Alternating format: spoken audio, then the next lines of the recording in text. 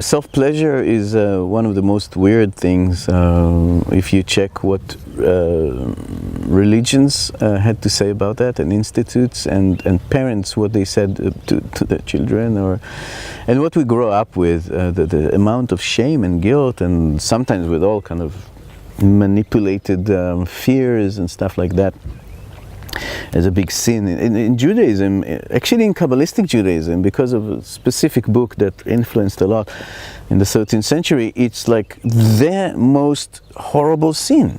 The most horrible sin is for a man, of course, because women, whatever you do, it's like as long as you cook, it's okay. and loyal sexually, as long as you're repressed enough, it's okay. But men, ejaculating out of a womb is the most terrible sin in the specific understanding of Kabbalah. That actually was one of my researches, because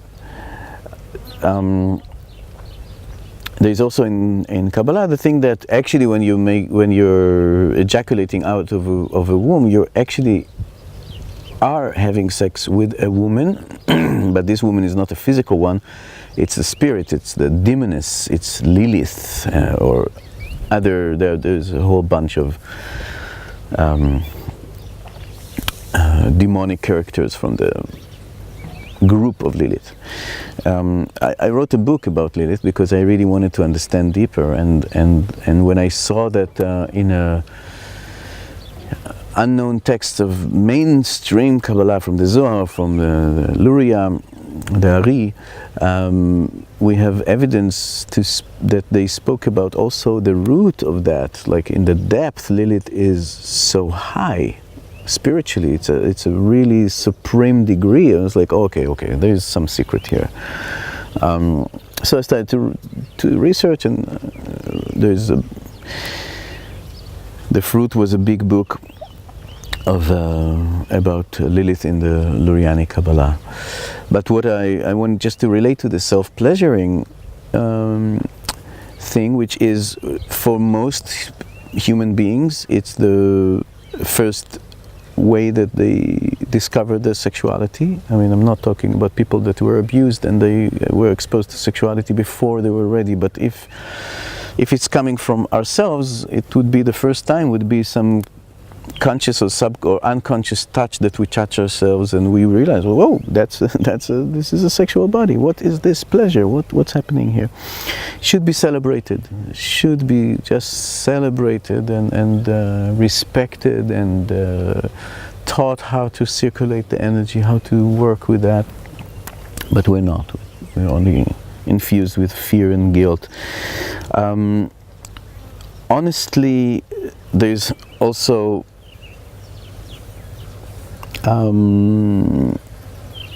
mystical texts that relate to that as a very sacred ritual. Of course, they are banned.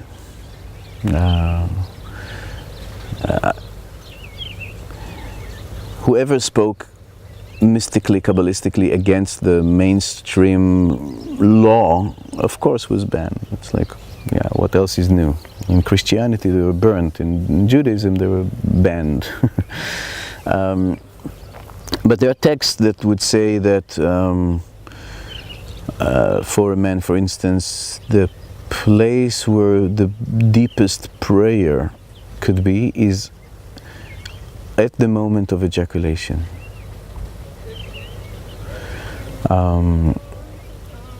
Not only in a woman's womb, but also when you do it yourself. This is the time also that consciousness usually lives. So it's like it's a high arousal time to bring prayer, not only like word, it's not about words, it's about being in a state of being, state of mind, state of being, that I am aroused and I am stepping into the sacred and I'm aware of the divine presence with me, and I am aroused, and this is my prayer, and I'm seeding my prayer. then all that was demonic before is not anymore demonic. It's like your demons because you become your best friends. I love this line at the end of the Short Bus film. They have this song, your demons are your best friends. In Kabbalah it's like this, these demons, these powers that you thought are demonic, you thought they are demonic, they're not. It's your fears that are demonic. When you're afraid, you make the other demonic. So when you're afraid of your own sexuality, the powers that are leading you to self-pleasure are demonic for you, because they take you away from the value set that you have for yourself. Once you actually learn to respect and to how to go this way with awareness, they're not demonic, they're actually powerful spirits that can work with you, not for you.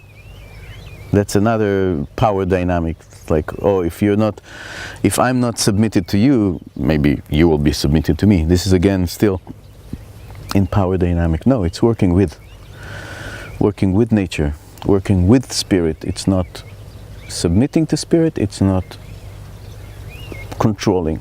It's really being in friendship and communion. Self-pleasure is making love to others, just not to that would be, the perfect Kabbalistic answer is you're always making love to others. They're not physical.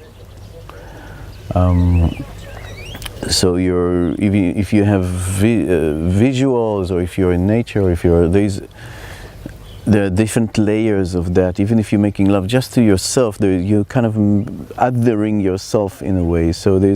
But it's not any less. The question is, are you coming from love? Are you coming from love?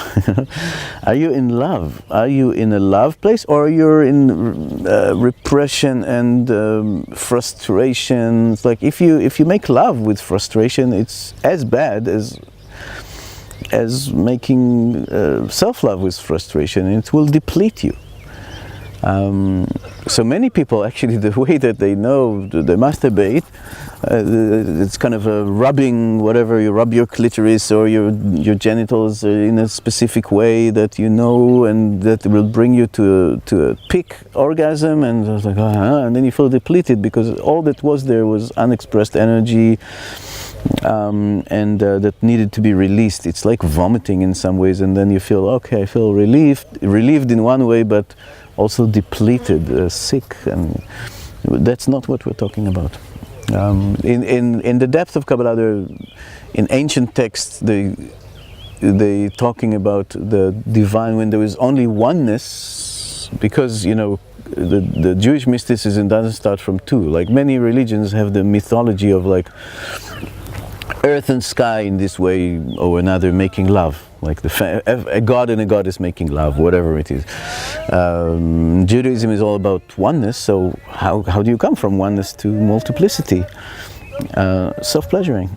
So the beginning of the world, God was the source of life, self-pleasured.